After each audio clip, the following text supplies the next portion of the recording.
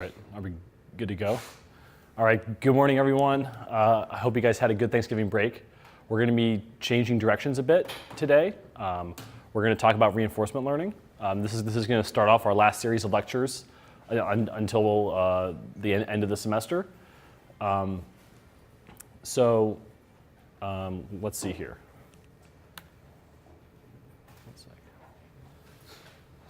So this curve. Well, actually, I just want to say I'm a little bit bounded here because I don't have our clicker, so I'm going to be kind of tethered behind this desk.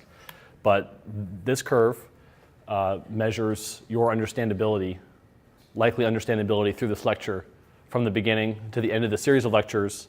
And this is slide 10, this second point here in this lecture here, and things may start getting a little hairy. This is an exponential drop, so please stop me. If things are starting to be confusing, and obviously those people on Piazza can post and let us know if they have any questions. I'm wondering, because unfortunately there are no other Ts in the room, if one of you could possibly log on to Piazza and just let me know if there are any questions raised.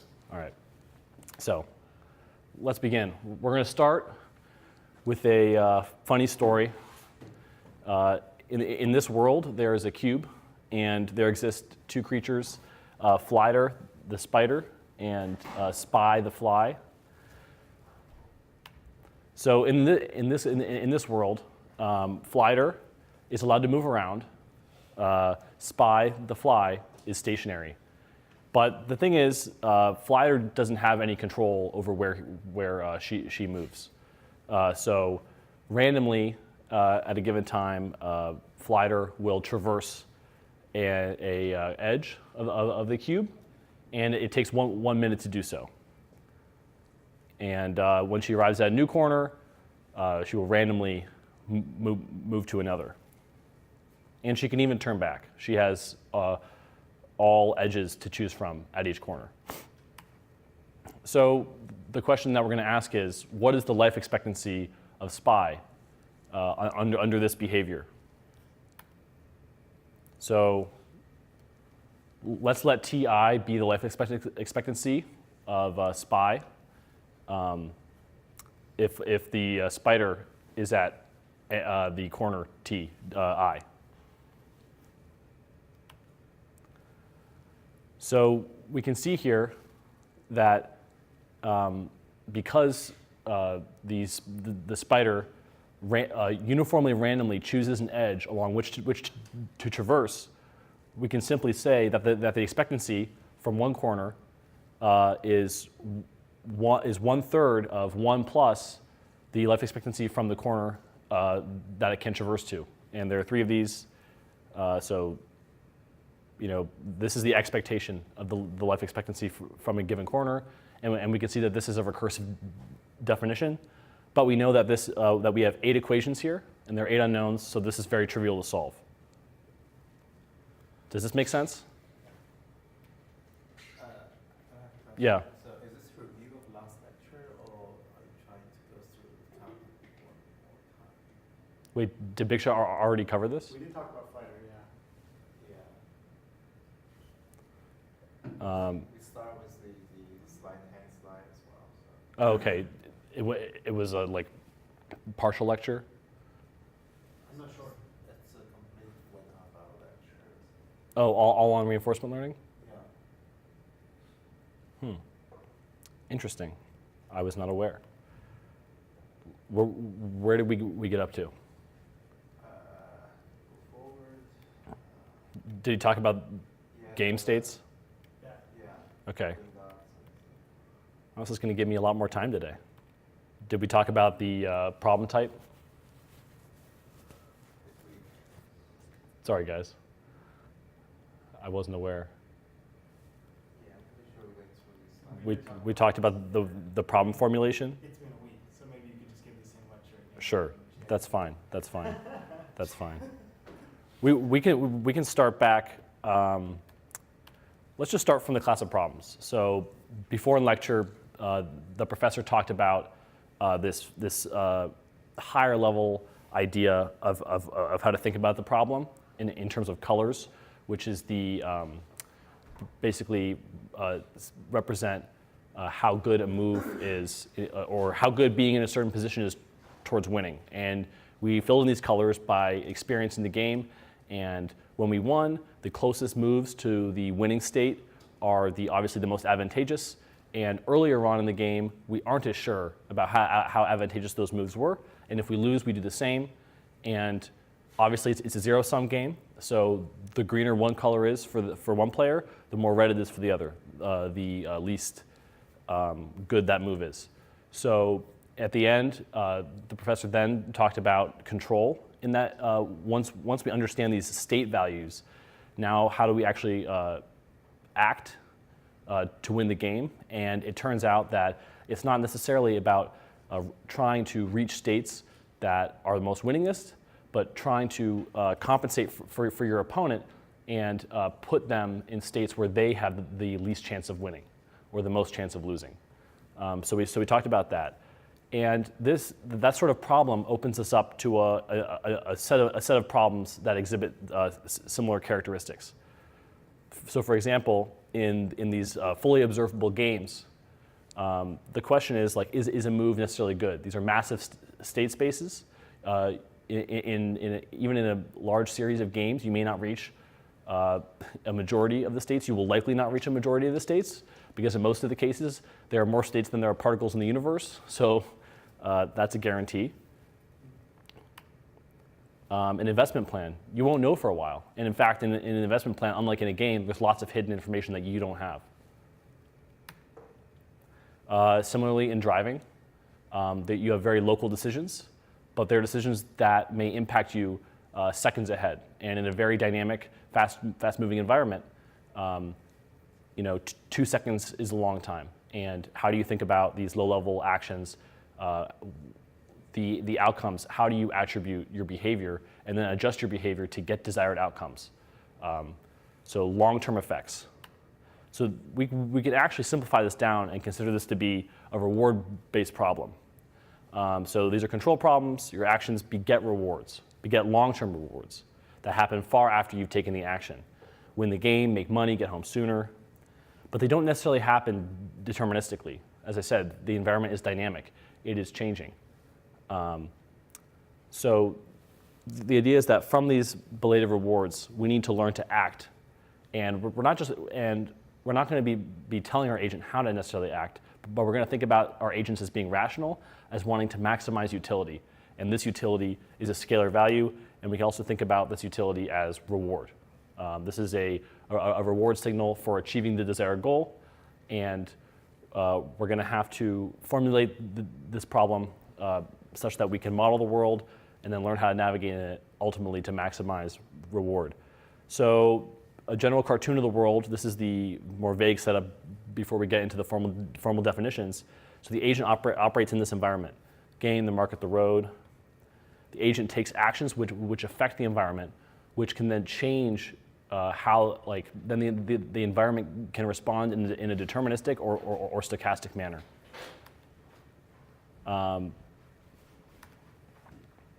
So then the agent then receives the next environment state, or more generally, an observation that reflects the change in the environment state. We're going to talk about in a little bit our assumptions about the relationship between the environment's internal state and what the agent observes.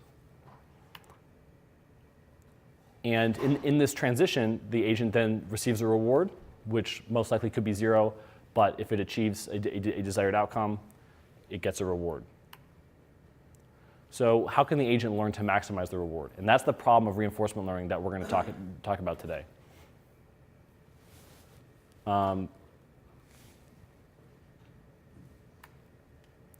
So let's talk about specifically what the agent sees, because most of the time in these problems, we're not really going to have access to the environment internals, and we shouldn't try to model our problem in terms of them. We're going to try to model our problem in terms of what the agent, you, a robot, sees. So these are, by definition, you receive observations, which is different than this idea of state. State is the true parameters that entirely explain the environment at a given time step.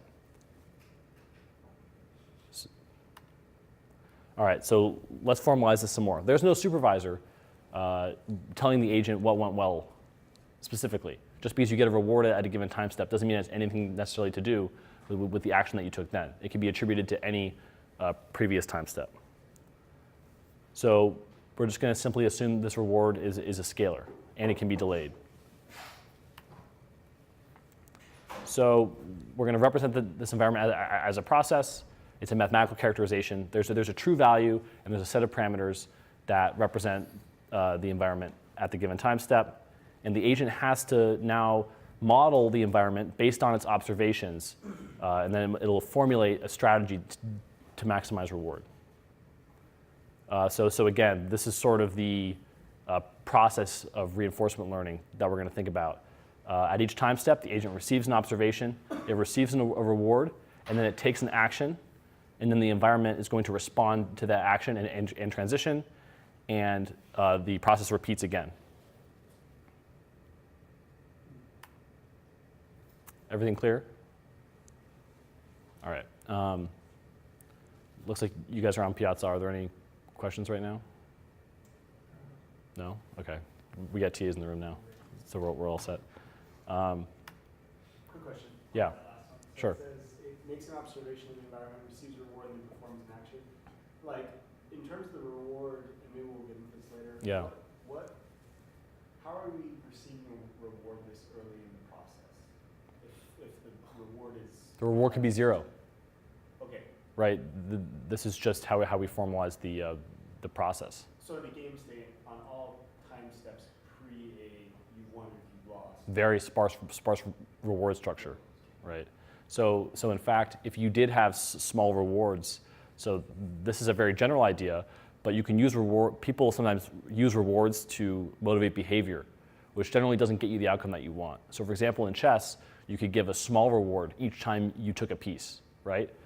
Sounds like a good idea, but ultimately, the optimal policy, which I'll get into what policies are in a little bit, basically how the agent should play the game, some rules that you give it of how to play the game. Ultimately, that player will be a piece-taking player. It may not necessarily learn to win the game, but it'll be really good at taking pieces. See what I'm saying? In maximizing the reward in that circumstance. So in a game, if you want to if you want the player to learn how to win, then you should only give it reward when it wins the game. And this is a further problem in reinforcement learning when it comes to sparse rewards and reward shaping, which can make the game easier because you start seeing rewards earlier on, which can motivate some useful behavior. But overall, the optimal policy should see 0 reward everywhere and get 1 reward at the end for a policy that's best at playing chess in that example. All right, so from the perspective of the agent, even though the environment has an internal state that is fully representative of the environment, the agent doesn't necessarily see all that. Obviously in chess, you do. You get all the board positions, it's a fully observable case. You have a perfect representation of it. You don't need to see any past moves to be able to predict the future in the game. Whereas in most interesting cases, such as driving, such as the stock market, you're only going to see observations, and you're going to see rewards, and then you're going to take actions, and the environment's going to respond with another observation. So the total history at any time is the sequence of all observations, rewards, and actions up until that point. And then the strategy is maximize rewards from time 0 all the way to the horizon, which can be infinity. These don't necessarily need to be episodic. So as I said before, the state fully captures the status of the system. So in a vehicle, all you would really need is position, velocity, acceleration, assuming that the vehicle is isolated in a world that doesn't really have any, there's no lane, you can just keep driving. Obviously now if you have traffic, you need to know the position of the vehicles on the road, so on and so on. This extends to any kind of environment. You can think about it in that way. So, but the thing is, the rewards are directly a function of the environment state. So technically, like the better you can model that, the better you can learn about the reward function and what you need to do to maximize the reward function under your policy. And surely this is in expectation when the environment is stochastic, and expectation also applies when it's deterministic. You just have degenerate transition probabilities in the environment.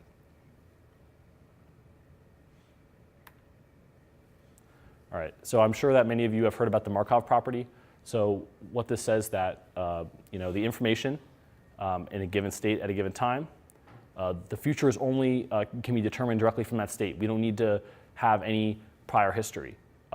But the idea is that we can make the Markov property, we can think about it a little bit more flexibly, and we can think about what history do we need to include to, in our state representation to make it Markov.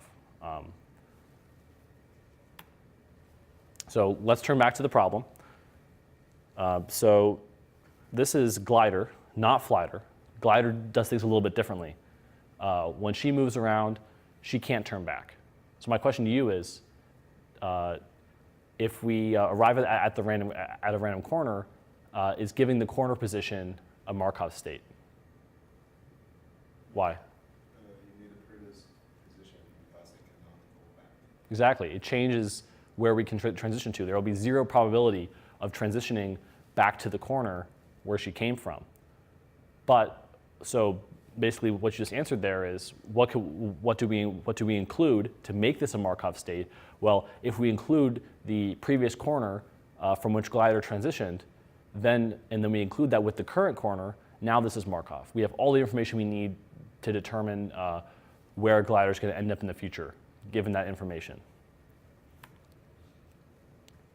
So basically, what I'm trying to show here is that the Markov state will likely differ from the apparent state. So it's really all about how you frame the problem. And here, initially, it made a lot of sense to frame it as the corner, but now in order to give us this Markov guarantee, we need to have the previous corner as well.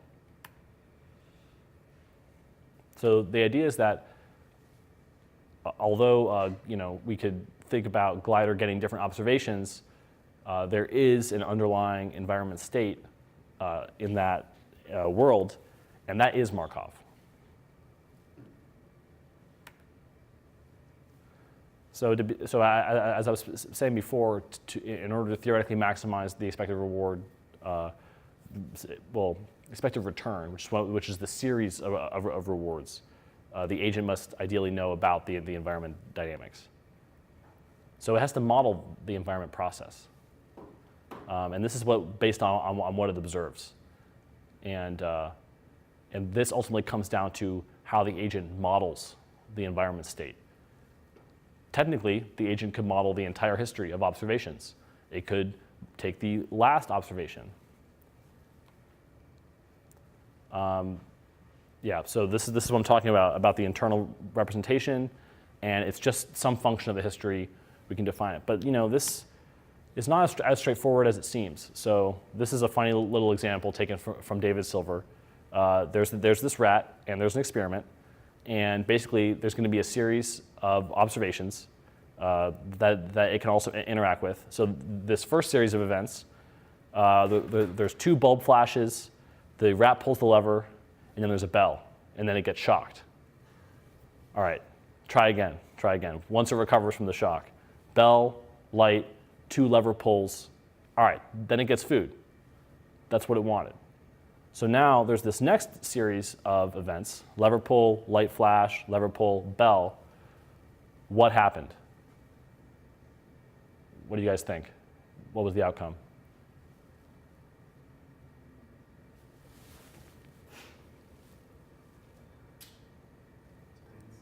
Yeah, so it's a trick question, right? It's all about how you represent the environment state. If we only consider, 2 lever pulls, right? Then we get cheese. If we think about it in counts of lever pulls, if we think about it in counts of, or like a light bulb before a bell, then we're going to get shocked. And especially if we ignore levers all the time. So there are ways you can make different predictions right, based on you're recognizing the pattern based on how you represent the environment state. So that's also very critical. So if we knew the true environment state, it would help us greatly predict it. But you can also see importantly here is that even with the full history of observations, we don't necessarily have access to the true environment state or the underlying rule. We have to learn it.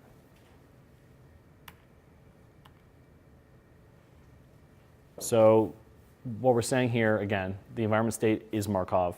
The observations that we see are not. And this is also interesting too, because I'm sure you guys are aware of hidden Markov models. The observations that you receive from the hidden Markov model are not Markov themselves. It's really the underlying state transitions that are responsible for generating those observations. That is what is Markov. And that's a very similar analogy to here, where we have this underlying state of the environment. We receive observations. Those observations are not Markov themselves. The agent can assume anything. The agent should learn a way to predict and estimate the underlying environment state, such that it can learn to maximize rewards, because the rewards are only dependent on the environment state, the true underlying environment state. So this just has to do with observability. As you said before, these games like chess and Go, these are fully observable cases. Most things in the real world that we really care about are partially observable, and we're going to get to what Markov decision processes are in a second, but I will mention that there are also these things called partially observable Markov decision processes, where we explicitly formulate the fact that we don't have access to the environment state. We have a belief state where based on observations, we believe that we're in a certain state. So it's a distribution over states instead of explicitly having an environment state. But more on that later. This lecture is really going to mostly focus on Markov decision processes, or MDPs. That's how we're going to refer to them. All right, so back to the world again. We're going to assume that these states have the Markov property, or we're going to formulate them in such a way that they do. So here's some formalism for the Markov process. There's S, the set of possibly finite set of states, and there is P, which is the transition probability. So given one state, what's the probability that you're going to transition to any of the other states? And the shorthand for that is just P S to S prime, where S prime is the next state. All right, so the transition probabilities, here this is a bit of a strange notation because it's saying the right-hand index, the right index is the initial state, and you're transitioning to the left index. So you can see this first row is the transition probabilities from S1. And so S1 to S1, S1 to S2, all the way to S1 to Sn. But then if we have continuous state processes, you can just think of this as a density function, right? We can't enumerate all of the transitions. So here, the spider can go to any of the corners, or any of the adjacent corners. What is the transition probability matrix here? You can imagine it's just a third for three. Sorry, I'll go back. You could just imagine. I won't draw it out, but you can imagine that it's going to be a third for those three corners that I can go to. The spider cannot stay in place, so it'll be 0 probability for coming back to the same corner, and 0 probability to any of the others as well. So as we just talked about before, it isn't a Markov process unless we consider the corner that it came from. All right, so now we're going to extend this idea to the Markov Reward Process, which is simply the same thing as a Markov process, but now we have this other idea that there's a probability associated with a reward being in a given state. So you move to a state, there's a distribution over rewards. And in this case, with the spider and the fly, or like in the first example that we gave, as soon as the spider got to the fly, it got 1 reward. So that's a degenerate distribution, just 1 when you reach the fly position. All right, so now we're going to have a whole bunch of flies, little fly clusters. So now when you reach a corner,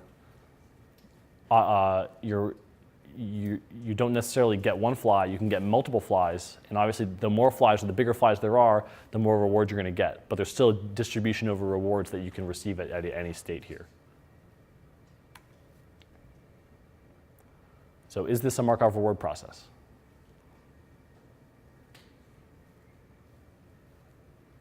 Anyone? It is. It is.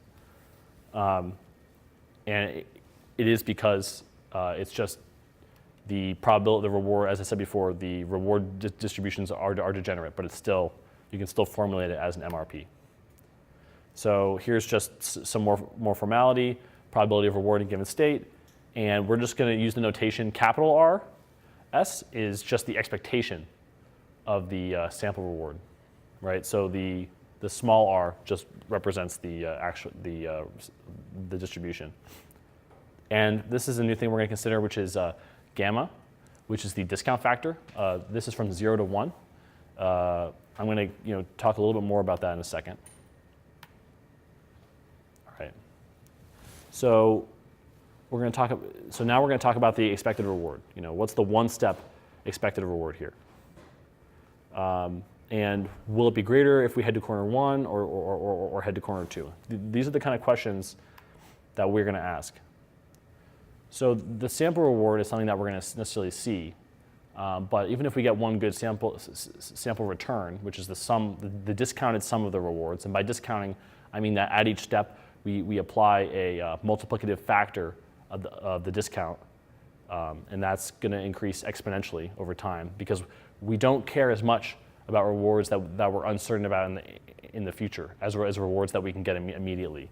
And that's something that we're going to talk a little bit more about. So, over the future, what is our better choice?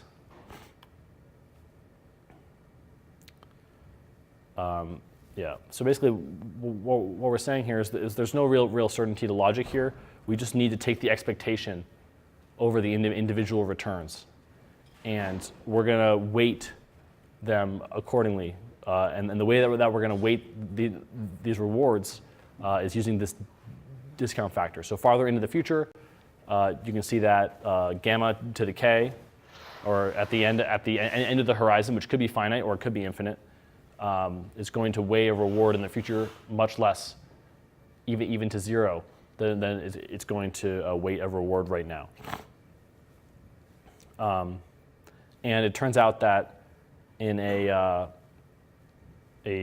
process with an infinite horizon, we really do need this discount factor, also for mathematical tractability in order to reason with these things. To reason with an infinite horizon, we need this series to converge to a set value. All right, so here's a little example of a sample return. So the idea is that at time step 1, we got this small fly. At time step 2, we got this bigger fly, and so on. This doesn't necessarily mean, but if we do this multiple times, we're definitely going to get different results. But obviously, certain corners have more flies than others. And we're, given this sample, what are we going to think about? Like how do we consider a sample as telling us whether this was a good path to take or not? So I already gave up this question. I said that these are our sample rewards. So now we got to think about what are the expected rewards. And my question to you is, under what condition would the sample rewards be equivalent to the expected rewards? Meaning we're sure The discount is 1? Sure about that? use the discount. So basically, we aren't discounting the future, is what it is. Well, actually, it turns out that the discount here doesn't really matter. I'm just saying, like when is the sample? This is simply this is not, I'm not trying to trick you. This is just a very simple probability question. So basically, the answer is that when the reward distribution is degenerate, right? So if you get the same number of flies each time you land at a spot, and the transition probabilities remain the same, then the expectation is the same thing as the sample.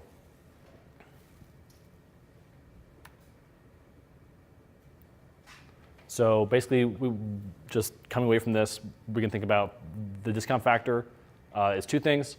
One thing, it helps us reason about infinite horizon cases. It also helps us weigh the uncertainty into the future. So for example, when you're playing a game like chess, you may want to have a discount factor of 1 because you really want to consider paths that go deep into the future.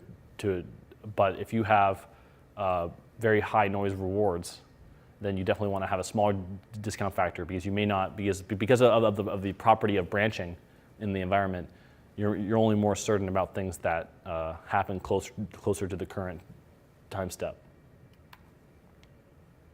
Yeah, so these are just asking what are the returns. You can compute those offline if you want to just see if you've understood this. Let's see. So ultimately, what we want to do here is we want to maximize the expected return. So in this case, we're back to the original one. You get +1 if you get the fly, and but we can walk forever. What is the expected return from each corner? It's just 1, right? Because if you walk forever, you're eventually going to reach the fly. There's no penalty for walking, right? And yeah, so now obviously that changes if you add the discount factor in, because that also says that like the longer you wait, the less worth it's going to be. We're going to assume discount of 1 here. So we're going to think about this return at a given point as the value of being in a given state. And ultimately, we believe that we maximize the value at being in a state that's better, right? Because then the expectation of how we're going to perform from that state is better.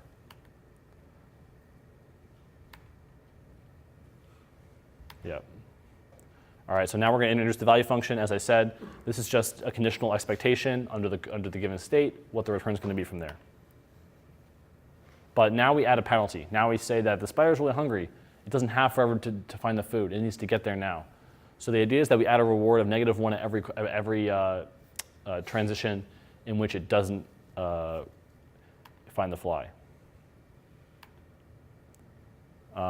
So basically, if we assume that gamma is 1 here, we get the solution for the value. It's a recursive solution. We say that it's -1 on the transition, right?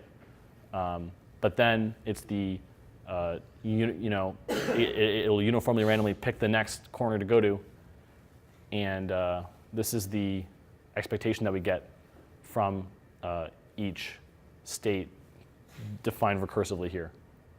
And this is familiar again, 8 equations, 8 unknowns, solve it. All right, but now we're back to the case where there are many flies in many corners. So the immediate rewards here matter, right? So we're going to set gamma less than 1. In the previous case, we really needed to look out into the future to get that 1 reward. Whereas here, we're going to set it lower because to help us with the travel penalty. And you can see here now in this notation, this capital R, this is the expected reward on that transition, because given a distribution of flies, we don't know how many we're going to get. All right, so then this naturally leads us to the Bellman expectation equation, which comes right from this, right? You can see that this equation is just the expected value over the values of the states that it's going to transition to, right? Could be when it's uniform. But when the probability, when the transition matrix is different, we can just formalize it here and say that the value is just the rewards plus the probability of the expectation over the values of the next states, and this is all discounted. And I do believe that there should be an expectation over this capital R here, because that's not a, that's a distribution. All right, so why are we dealing with the discounted return? You know, this is what we said, infinite horizon. For finite processes, discount factor of 1 is good, but there are other reasons why, especially in sample-based methods. So right now we're going to talk about exact methods for solving MDPs. These are really only concerned with state spaces that are tractable, and we're going to see why the state space size really matters a lot.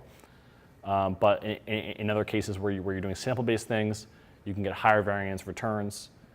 The discount factor can actually really help in those cases by setting it lower. All right, so I'm going to warn. So here, I believe that this matrix multiplication, the idea is correct, but there is some math error in terms of where the value, like if you see in this third term here, that matrix multiply really won't work out correctly. So basically, this is just, we're just giving you the expanded version of the equation that we gave before, of the Bellman expectation equation.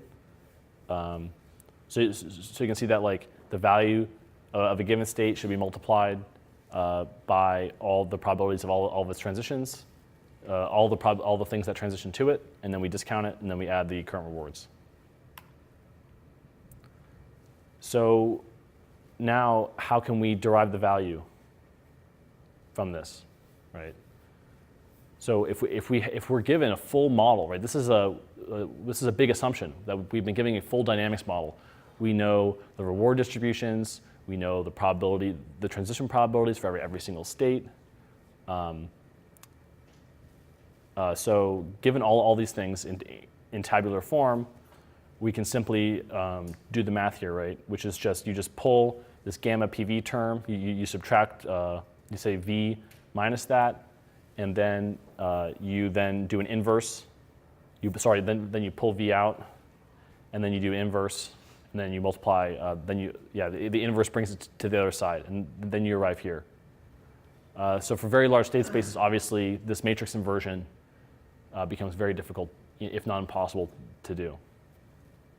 And basically, what we're going to do now is how can we deal with that?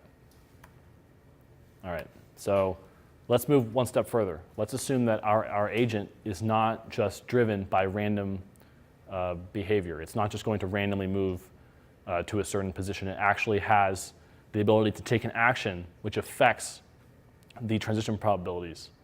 So this is kind of an interesting way to think about it. Instead of thinking an action as initially taking you somewhere, it's like the action is affecting the environment's dynamics.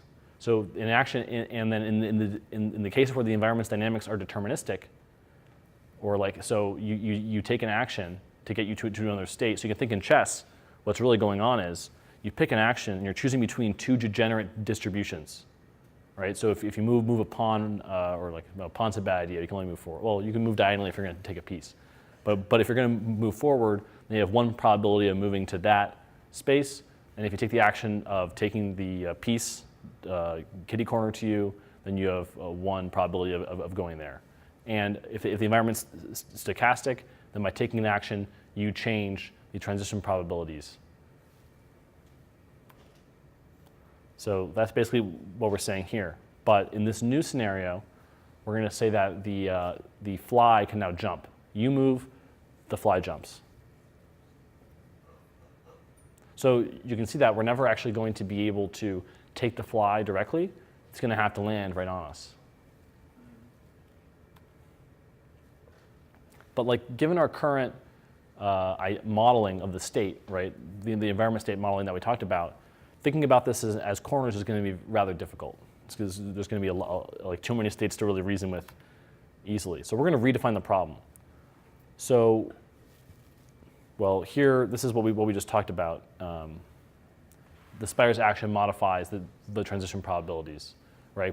Because the fly moves to a new state, to a new spot, and that changes the state. So it's basically affected what state we end up in. So basically, we're going to modify our notion of states here. So all we're going to say is there are only 4 states. This is just the distance from the spider to the fly. There are only 4 of them. So we're just going to call S0 basically just all Manhattan distance, right? So distance of 0 is when they're on the same spot. Distance of 1 is when they're 1 edge away. S2, 2 edges away. S3, 3 edges away. And then we're just going to have 2 actions, right? Now we're not choosing between corners. We're just choosing whether to get closer or to get farther away from the fly. So A plus, A minus. So now if we're going to rewind here, we're going to say, all right, we're not taking any actions anymore. We're just back in the Markov reward process where you have uniform probability of transitioning between states. You can see that if you're in S3, you're going to always get closer to the fly, right? And if you're in S2 and you move, there's a chance that the fly jumps.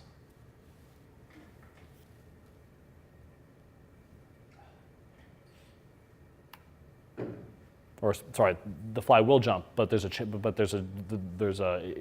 don't know where it's going to land relative to you. So now we introduce these 2 actions. The behavior that we're going to say this: if the spider is moving away from it, it does nothing. If the spider moves towards it, it randomly hops to a different adjacent corner. And this is important, right? It's not going to move anywhere. It's going to just move to an adjacent corner. All right, so we can see here how the actions are going to actually affect our transition probabilities. So if we're in S1 and we move further away from the fly and we take A minus, then as we said before, the fly's not going to jump. We know that we're definitely going to be back in S1.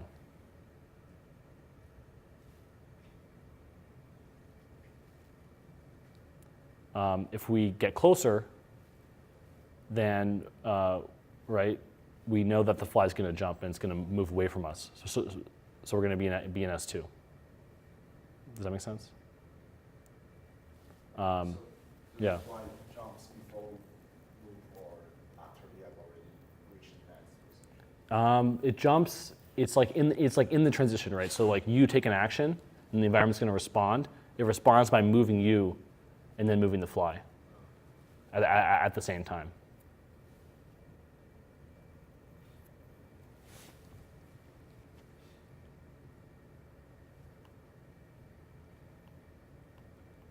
Okay.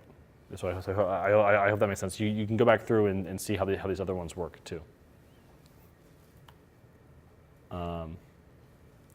Yeah, so this is basically a simile for many important problems that we care about, is that they're stochastic, and they're stochastic not just based on inherent randomness in state transition, but the way that we behave affects how the system will behave in a random manner.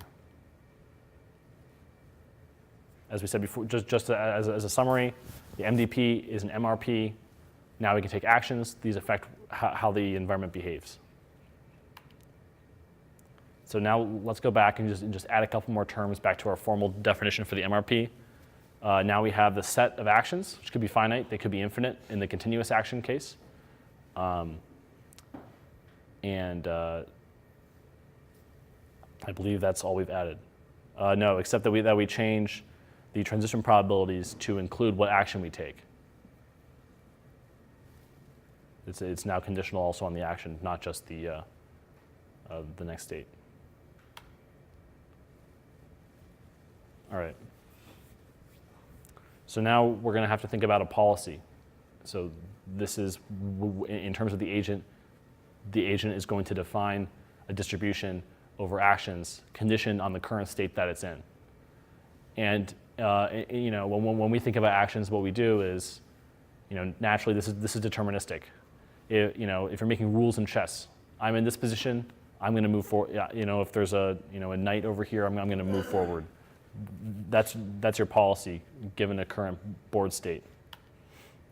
So here's an example of of a policy for the spider when the fly doesn't move, and it's not a particularly good policy here. This is just saying that at any given corner, where do we move?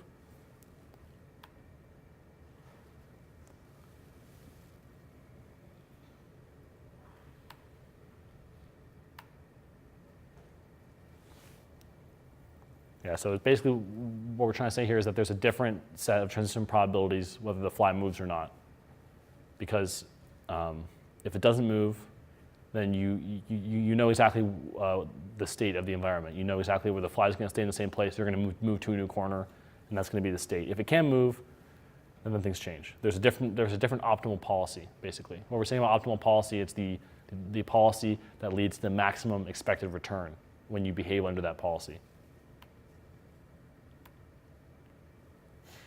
All right.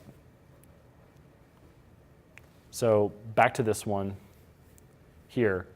We can now think about the value of a policy. So before we saw the value in an MRP, when you're just moving around randomly, right? The value is defined because you can't do anything. The agent can't do anything. The agent is just under the will of the transition probabilities of where it's going to go. But now we can think about the value under a given policy here.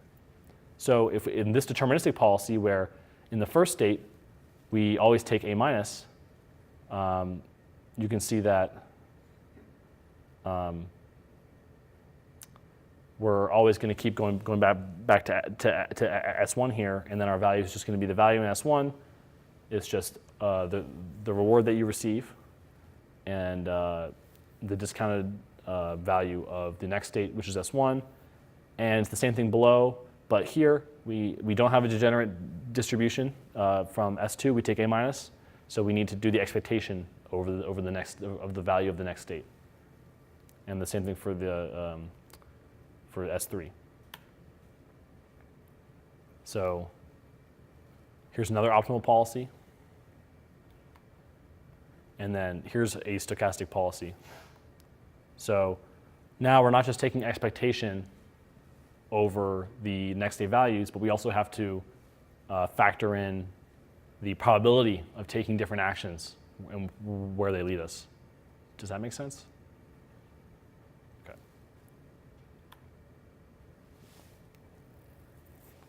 So the state value is this. This is the updated Bellman equation, but now we're including the policy here. So before we had this equation, we were not dealing with actions. We were only dealing with transition probabilities and the MRP. But now, now that our transition probabilities are conditional on actions, we have to take the expectation over actions. And if this policy was deterministic, it would just fold into a bunch of ones and zeros, and it would just be a big sum term over the actions, given the states. So also what we can say is that we can think of state value, which is expectation over our policy, but we can also think about action value, which is in a given state, if we take a certain action, right? So now we get rid of the sense of the policy.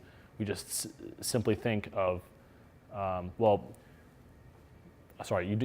don't get rid of the consideration of the policy, because in the next step, look ahead, right? Because in the action value would be the reward that we get by taking this action.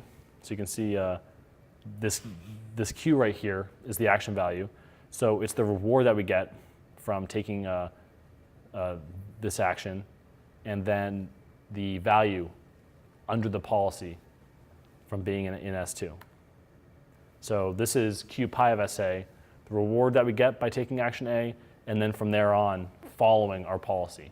What's the expected value from the next state?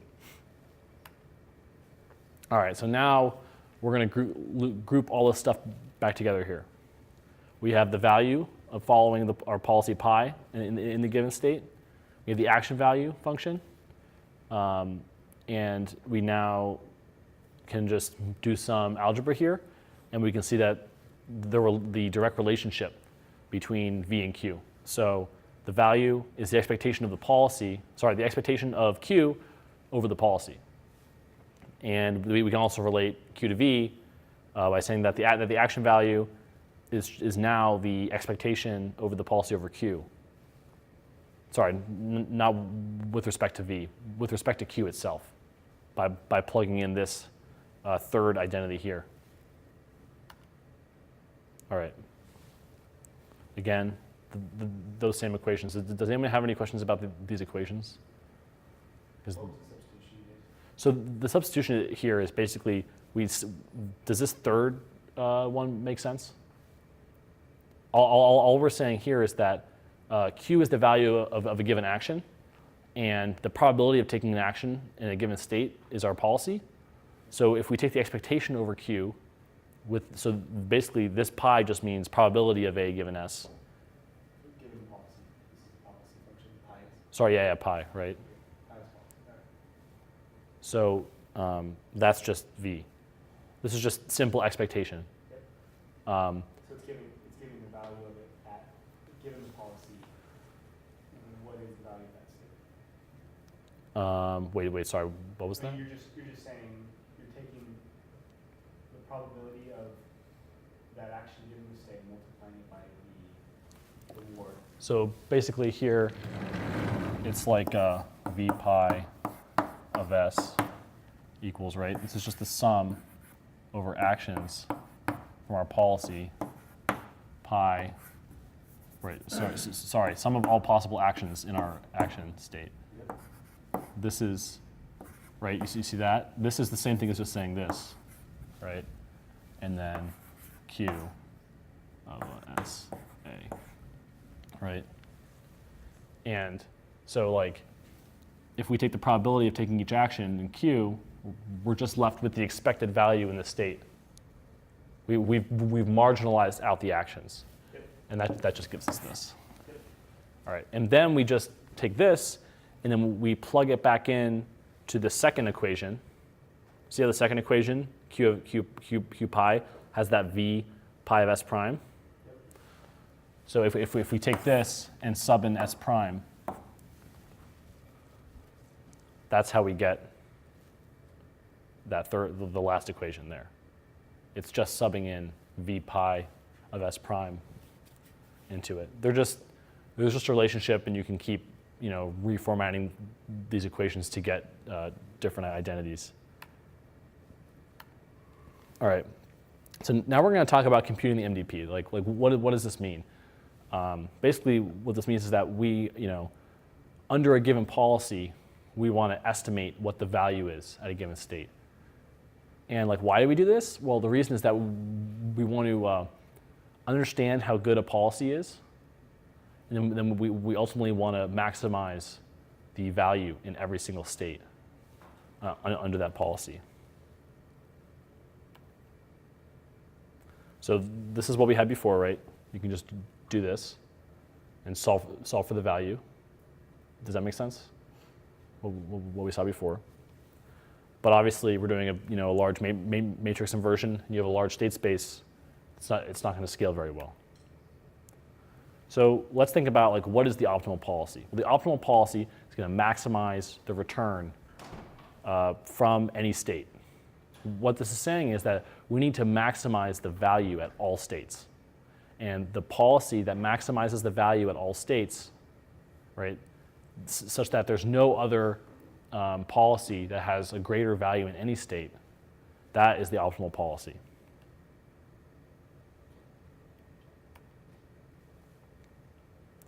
So that's what we're saying here. We're saying that one policy is greater than another if, for every single state, the value of that policy at that state is greater than the other value of the other policy at that state.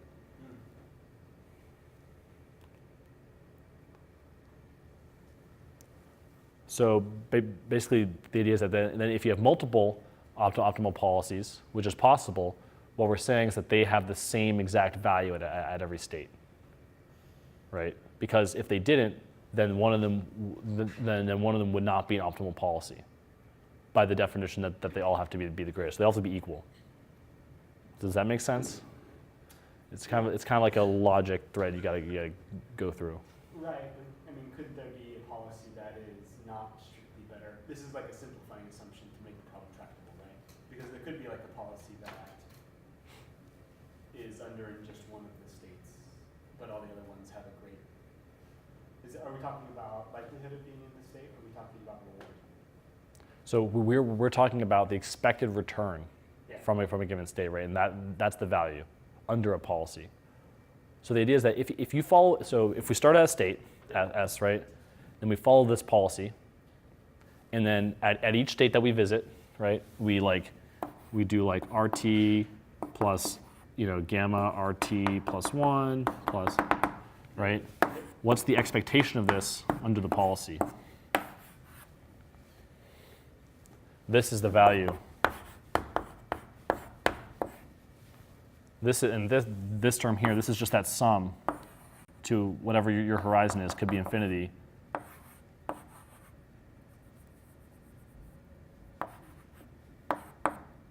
This is K. RT plus K plus 1. This is an R. Okay. Right? So that's the expectation. This is the value, right? So value of pi of S must be greater than or equal to the value of any other policy for all S. This is what makes this an optimal policy. We're going to call it pi star. Meaning it's better for all states. Okay. Yeah. So if this policy had one state less than this one, then this would no longer be an optimal policy. And I can guarantee you that there's always an optimal policy. So how do we find the optimal policy? Well, from the definition of our action value function, this is very simple to do. If we have the optimal action value function, which is the same thing as the value function, which is basically saying that the optimal action value function is the actual action value function it's the best that you can do in the MDP for all policies, right? The idea is that we're saying this is the best that you can do theoretically.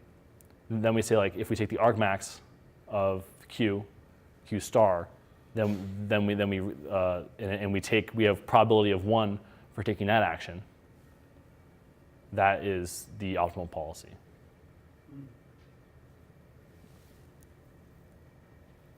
So it is if we go through the MDP and we get the best estimate of Q that we can get, right?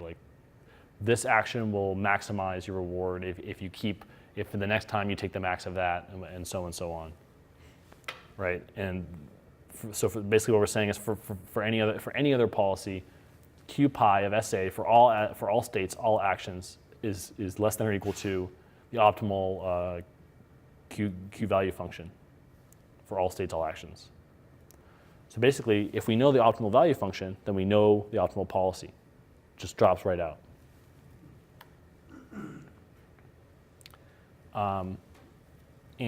Because of the relationship between Q and V, we can just say that the optimal value function is simply the best action to take, which is in that state, which is max action of Q star. So we can see that in this is called a backup diagram. This is very common to sort of visualize this. The open circle is the state. The colored in, the black dots, those are the actions that you can take. And then obviously you can see how this tree would unfold. Then there would be the next states below those actions that it could transition to, and so on. So if we take the max of these branches, that gives us V star, right?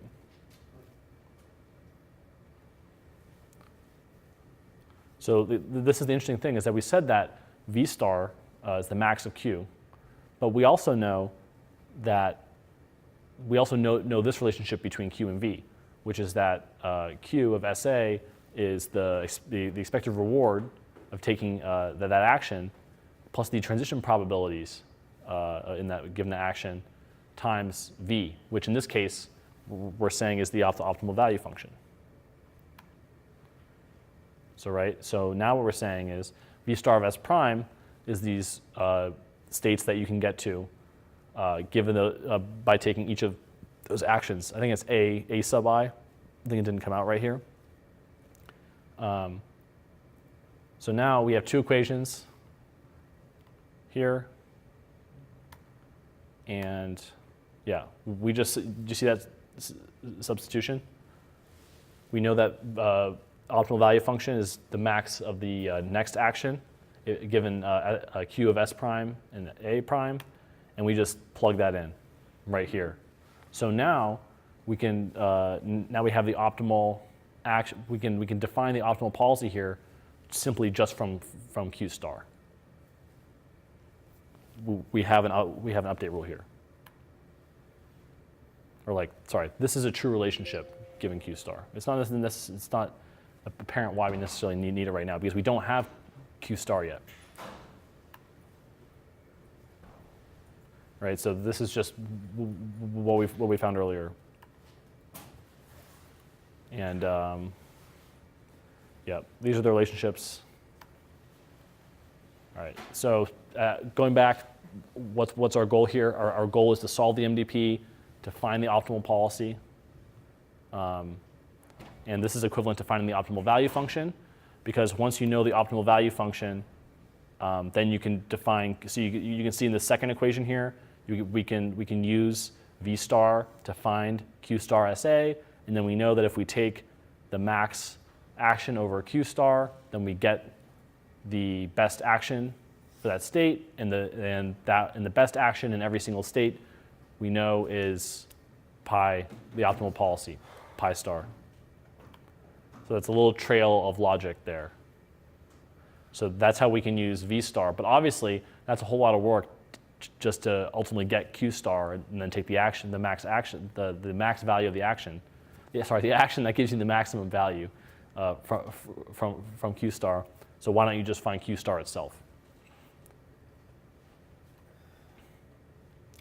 So it turns out there are no closed form solutions for this, and they're iterative. So what we're really trying to do here is we're trying to be, if we're given the MDP, by giving the MDP it means that we have the dynamics model, which is a very luxurious assumption, right? The idea that we know exactly how we're going to transition given our actions in the environment, and then we know the reward function itself. So there's a lot of assumptions going on here. And this is called planning. So today we're going to finish up really by talking about planning. And these ideas are value iteration, policy iteration. And further lectures, we're going to really get into you need to understand this stuff to understand it, but reinforcement learning is basically like take away all these luxuries, take away the transition function or the transition probabilities, take away, you don't have access to the reward function either. You're just going to directly interact with your environment. And we're going to assume that the environment is an MDP. And we're going to take these same things that we learn about MDPs, and we're going to try to apply it to the sample-based case. But that's up next. For now, let's, well, okay, yeah. We're going to dive a little bit here. Any questions about those previous equations? I assume you understand them fully. It's okay. We can answer more questions as we go. What you've already seen. Given the MDP, we need to find the optimal policy. So there's a value-based solution, which just says, all right, let's just go and estimate the value, the optimal value, right? Let's go try to find the optimal value. And then from there, derive the policy. A policy-based solution just says, all right, let's just iterate on our policy. Let's just keep updating our policy until we reach the optimal policy. And the way that you do that is that you intermittently evaluate the value of that policy and keep trying to improve that value until the value converges. And then you know that you found the optimal policy.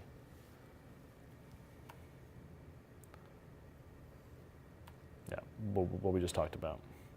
So this is how this is what we said before, how we're going to represent everything. Everything's just, in this case, we're just going to deal with finite state space, finite action space. So everything can be in a table. Transition probabilities, basically a table that given an action, you get a set of transition probabilities between all the states.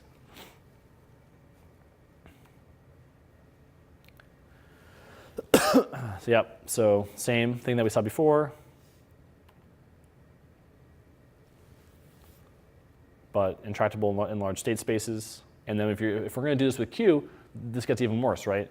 Because now this transition matrix is n times m by n times m, where n is the number of states, m is the number of actions. That gets really bad. All right, so basically, this is going to seem like not that related, but this is something that's pretty interesting that I think a lot of people skip over. So if I give you this equation here, ax equals b, and you need to find x, but I tell you that you can't divide, do you know a way to do this? How to solve this problem? Let's say you only have addition and subtraction.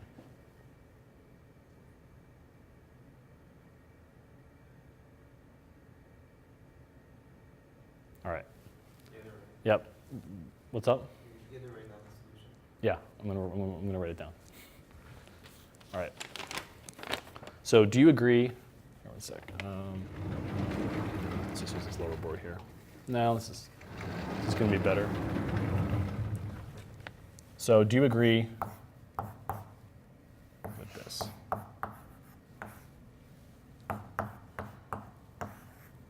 Do you agree that those two equations are the same?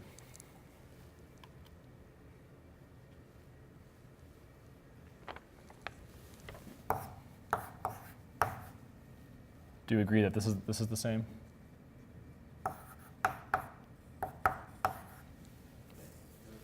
Right? All right. So what we're going to say is now, so this is equivalent to this, and let's just say that we start out with any initial value of x. And then we do have one, we're going to have a restriction on this up here. But let's just say that right now, that this is just, we're going to start at something called x0, and this is just going to be an update rule, okay? So we're just going to say that x1 is simply 1 minus a, x0 plus b. All right? Now, what is x2? Right? So this is just going to be 1 minus a times 1 minus a x0 plus b.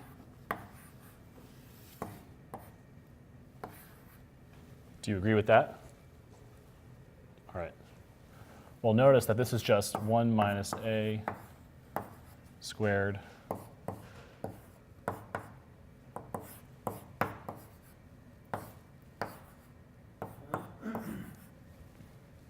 Does that make sense? This is just this.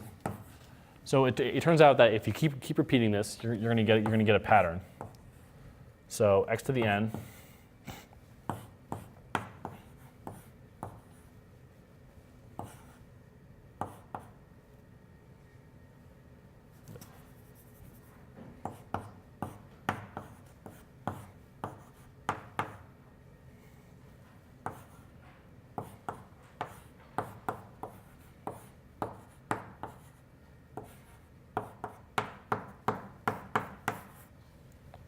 All right, so this is ultimately the pattern that you see. So this is the, What happens next? sorry? What happens? What happens Oh, yeah, sorry. Right. All right. So when n, let's just say, when n goes to infinity, what happens, right? Well, this goes away. Sorry, we're saying that this is between 0 and 1. 1 minus a is between 0 and 1. This is the important. This is the really important thing that needs to happen. It could be minus 1, right? It's between Yeah, sorry, minus 1 and 1. Yeah, that's fine. Is that true? I don't know. That's not true. That's not true. That's not true because of this series here that we're going to deal with. I believe. I may come back to that. No. It is negative 1 and 1. It is negative 1 and 1. Does it say that? Yeah. Yeah, that's true. That's true. All right. So this is gonna go to 0, right? And then this sum is just n equals 0, right, to infinity. Or yeah. Yeah. Let's just say it's k. K equals 0 to n. When n goes to infinity. And then this is just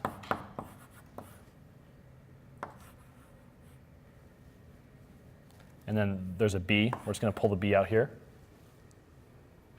What do you know? What do you know about this? What does this series, this geometric series, go to? Right? I'll give you a hint. It's just 1 over 1 minus alpha, where this is alpha. So right. So this is just going to go to B times 1 minus A, B over A. Does that make sense? All right, so we just solved that with no division. Done. Just simply iteration. Yeah, there's the, All right, so the thing is that with matrices, this becomes a little bit more difficult. There are some conditions that we have here in order to make this thing work. So we're going to say that all the eigenvectors of the matrix A have to be less than 1. And then there's some extra criteria, which for the sake of time, we're running out of time, I'm not going to get into that. But the idea here is that given under these conditions, this iteration solves the following problem. And as you can see, what I'm alluding to here is the Bellman optimality equation that we saw earlier. The matrix A that we're going to be dealing with is a probability matrix. It's a matrix of transition probabilities.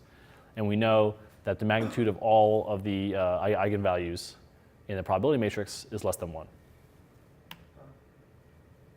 So we can simply do this through iteration now, right? So before we did the matrix inversion, but now we can get away without that by using iteration. But obviously this is only guaranteed with infinite iterations.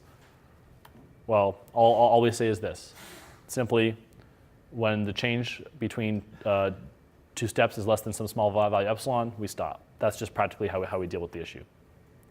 So here's the actual implementation of this. So we just so basically here what we're doing is we're evaluating our policy pi. So we take the policy pi, we sweep. We do this thing called sweeping. We sweep through all states. We do our incremental update, and we keep doing that until we converge, and then we get our value under the current policy. Makes sense. We're going to get to this difference between batch mode and synchronous, but basically what we're saying in batch mode here, I don't know if I have an eraser. I don't think I have an eraser, but there it is. In batch mode, imagine that we just have this table of states here, right? And there's going to be a V for each one. When we do the evaluation, this is k equals 0. This is k equals 1. When we read from this one, we read this value, right? We're going to update it. We write the value here. This is V1 of k equals 1 iteration. So we read from here and we write to here. This is called batch mode. And when we sweep through the states, right? Because whatever next state, we're just going to assume in this grid environment, your next states are only the adjacent states. You only look there, right? So you then write to here. So the idea is that when you're computing this V2 in k equals 1, you're reading from the original value of V1. This doesn't make too much sense right now, but imagine that we do this thing in an asynchronous manner, where imagine that we have this grid here, and we take, this is V4, V2, V3, V5, V6, and so on. If we so we estimate, we update V1, right? So now this becomes V1 k plus of let's say this is of 1, and this thing's of 0 here. We try to update V2. V2's update is now going to be based on the new value of V1. This is what's called asynchronous update, where we just keep the table in place and we update in place. And later on, I'm going to go into why you get different convergence guarantees with that. So Just so you see, you've probably seen this pattern before. This is also an instance of dynamic programming, where we're computing smaller sub-problems to solve the overall problem. So here's the grid example. Here's a similar grid example.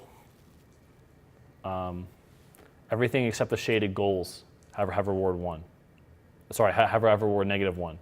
And when you reach the terminal state, it's called an absorbing terminal state, and it's called 0, right? So the idea is that you can keep moving around and keep getting reward -1, and you basically want to die. You need to go reach that terminal state in order to, right? You've lost you don't have a very big will to live here.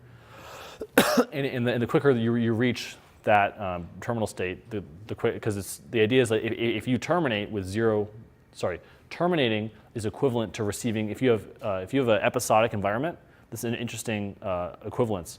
In an episodic environment, terminating is the same thing as an infinite environment. An environment with an infinite horizon, in which you receive zeros after that same state.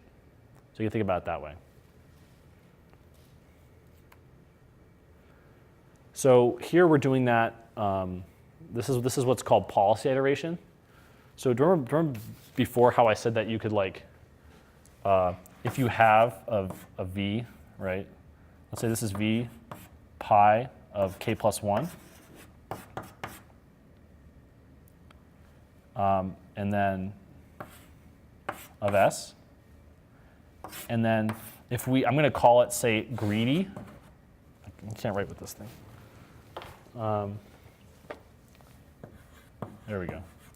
When I say greedy here, what I mean is you do that expansion out, and then you pick the action in the state. Let's say this is pi of k plus 1. I say pick the action that maximizes this value, which is doing the expectation over your actions here. So if we act greedily with respect to this value that we just estimated, we can get a new policy, which is guaranteed to be better than the previous. And then we take this policy, and then we use that same procedure to find v of pi k plus 1.